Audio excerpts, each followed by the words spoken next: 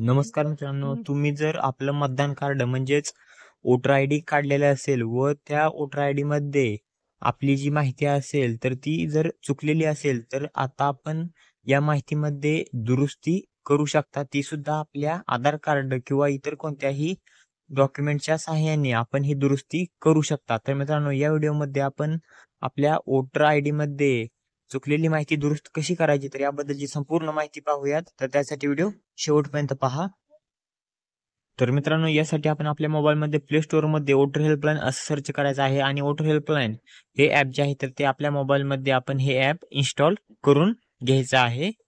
तर हे ॲप आपण या ठिकाणी इन्स्टॉल करूयात. तर मित्रांनो, हे ॲप इन्स्टॉल झालेलं आहे. इन्स्टॉल झाल्यानंतर हे ॲप आपण ओपन करा. ओपन केल्यानंतर आपल्यासमोर असं ओपन होईल. तर आपलं यासाठी अकाउंट नसेल तर आपल्याला अकाउंट क्रिएट करावं लागणार आहे. जर आधीच अकाउंट असेल तर मोबाईल नंबर आणि पासवर्ड टाकून आपण लॉग इन करू शकता.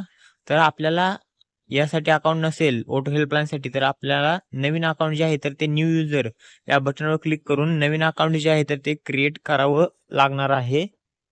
तर न्यू युजर यावर क्लिक करून आपण या ठिकाणी नवीन अकाउंट ओपन करूयात. तर या ठिकाणी आपण आपला सर्वप्रथम मोबाईल नंबर जो आहे तर तो मोबाईल नंबर टाकायचा आहे आणि सेंड OTP या बटनवर क्लिक करायचं आहे. तर यावर क्लिक केल्यानंतर आपल्याला आपली पर्सनल इन्फॉर्मेशन जी आहे तर ती विचारली जाईल, जसे की फर्स्ट नेम, त्यानंतर लास्ट नेम, पासवर्ड आणि OTP. तर ही जी आपली इन्फॉर्मेशन आहे तर ती वोटर हेल्पलाईनसाठी अकाउंट क्रिएट करण्यासाठी मागितली जात आहे. तर ही सर्व जी इन्फॉर्मेशन आहे तर ती टाकून तुम्ही या ठिकाणी OTP जो आहे तर तो मोबाईल नंबरवर आलेला तो सुद्धा टाकून सबमिट या बटनवर क्लिक करा. तर आता यानंतर युजर क्रिएटेड सक्सेसफुली असं दाखवत आहे. तर आपला अकाउंट क्रिएट झालेलं आहे. तर मित्रांनो, आता आपण या ठिकाणी मोबाईल नंबर व आता टाकलेला जो पासवर्ड होता अकाउंट क्रिएट करण्यासाठी तर तो पासवर्ड या ठिकाणी टाकून आपण या ठिकाणी सेंड OTP या बटनवर क्लिक करायचं आहे. तर या ठिकाणी आपण मोबाईल नंबर व पासवर्ड टाकून घेऊयात. तर त्यानंतर सेंड OTP या बटनवर क्लिक करायचं आहे. त्यावर क्लिक केल्यानंतर आपल्या मोबाईल नंबरवर OTP येईल. तर तो OTP या ठिकाणी टाकून लॉग इन नाव या बटनवर क्लिक करायचं आहे. तर त्यावर क्लिक केल्यानंतर आपल्यासमोर असं पेज ओपन होईल. तर या पेजमध्ये आपण एक नंबरचा बॉक्स पाहू शकता, वोटर रजिस्ट्रेशन यावर क्लिक करायचं आहे.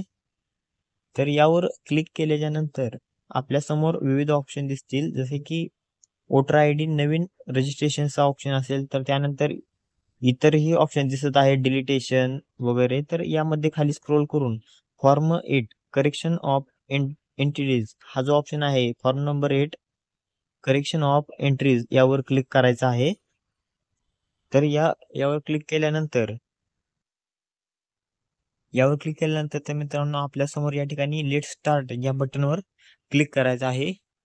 तर लेट स्टार्ट यावर क्लिक केल्यानंतर आपल्याला विचारत आहे, do you have already voter I D number, म्हणजेच आपल्याकडे वोटर आय डी नंबर आहे का. तर या ठिकाणी आपण येस वर क्लिक करायचं आहे. Yes, I have voter I D number, म्हणजे आपल्याकडे आधार कार्ड असल्यामुळे वोटर आय डी नंबर आहे. त्यावर क्लिक करून त्यानंतर आपण या ठिकाणी नेक्स्ट या बटनवर क्लिक करायचं आहे. त्यानंतर आपल्याला आपला वोटर आय डी नंबर जो आहे तर तो विचारत आहे. तर तो वोटर आय डी नंबर म्हणजेच इपिक नंबर जो असतो तर तो इपिक नंबर आपण या ठिकाणी मित्रांनो टाकून घ्यायचा आहे. तर तो टाकल्यानंतर आपलं स्टेट सिलेक्ट करायचं आहे आणि त्यानंतर फिच डिटेल्सवर क्लिक करून त्यानंतर प्रोसीड या बटनावर आपण क्लिक करायचं आहे. तर या ठिकाणी आपण प्रोसीडवर क्लिक करूयात. तर मित्रांनो, प्रोसीडवर क्लिक केल्यानंतर आपली सर्व जी माहिती असेल तर ती या ठिकाणी दाखवली जाईल. आपलं नाव, एज, जेंडर, त्यानंतर मतदारसंघ, स्टेट वगैरे ही सर्व माहिती दाखवली जाईल. तर यामध्ये खाली स्क्रोल करून आपण नेक्स्ट या बटनवर खाली क्लिक करायचं आहे. तर मित्रांनो, या ठिकाणी नेक्स्टवर क्लिक केल्यानंतर आपली माहिती जी आहे तर ती या ठिकाणी आपण पाहू शकतात. वाचून घ्यायची आहे आपण माहिती व खाली स्क्रोल करायचं आहे. खाली स्क्रोल केल्यानंतर इथे एक आपल्याला ऑप्शन दिसत आहे आधार नंबर. तर या ठिकाणी आधार नंबरचा ऑप्शन पाहू शकता. आधार नंबर जो आहे तर तो आपला आधार नंबर आपण इथे टाकून घ्यायचा आहे. तर आधार नंबर आपण टाकल्यानंतर या ठिकाणी खाली एक मोबाईल नंबरचा ऑप्शन दिसत आहे. ऍप्लिकंटचा मोबाईल नंबर सुद्धा या ठिकाणी टाकून घ्यायचा आहे. तर ऍप्लिकंटचा मोबाईल नंबर टाकल्यानंतर खाली स्क्रोल करायचा आहे. त्यानंतर रिलेटिव्हची इन्फॉर्मेशन जी आहे तर ती सुद्धा विचारत आहे. तर ती आपण टाकली तरी चालेल, नाही टाकली तरी चालेल.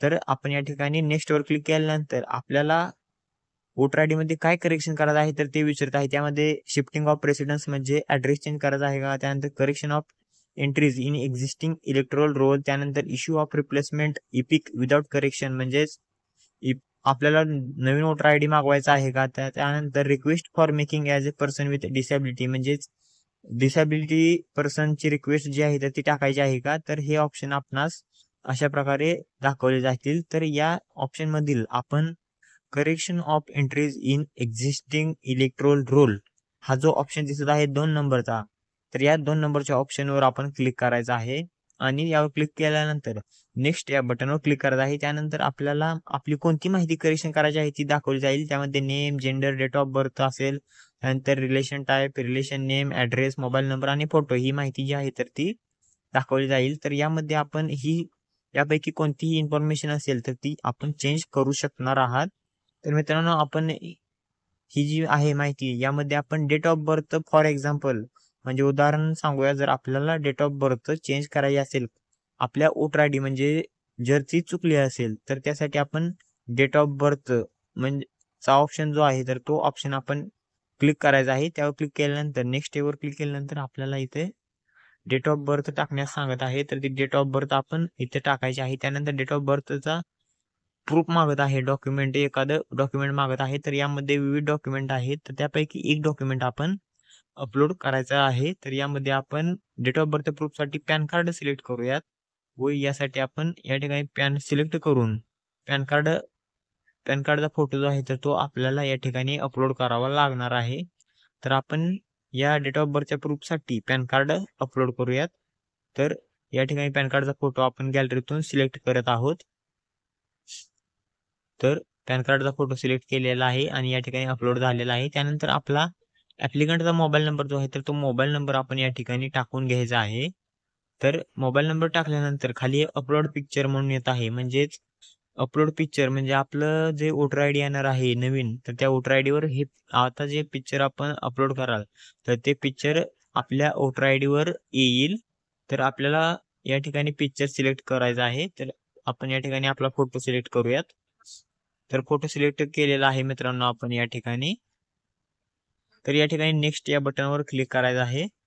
तर यावर क्लिक केल्यानंतर आपल्याला पुढल्या पेजवर डायरेक्ट केलं जाईल. तर यामध्ये आपण पाहू शकता नेम ऑफ द ॲप्लिकंट दिसत आहे, त्यानंतर प्लेस ऑफ ॲप्लिकेशन सुद्धा या ठिकाणी दिसत आहे. तर या ठिकाणी नेक्स्टवर क्लिक केल्यानंतर आपल्यासमोर आपली ही जी सर्व माहिती आहे तर ती मित्रांनो ओपन होईल.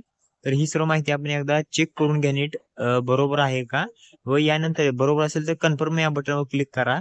तर कन्फर्म या बटनवर क्लिक करताच आपला जो फॉर्म आहे तर तो करेक्शनसाठी सबमिट केला जाईल व हा फॉर्म चेक होऊन परत आपल्याला आपला करेक्शन झालेलं पाहावयास मिळेल.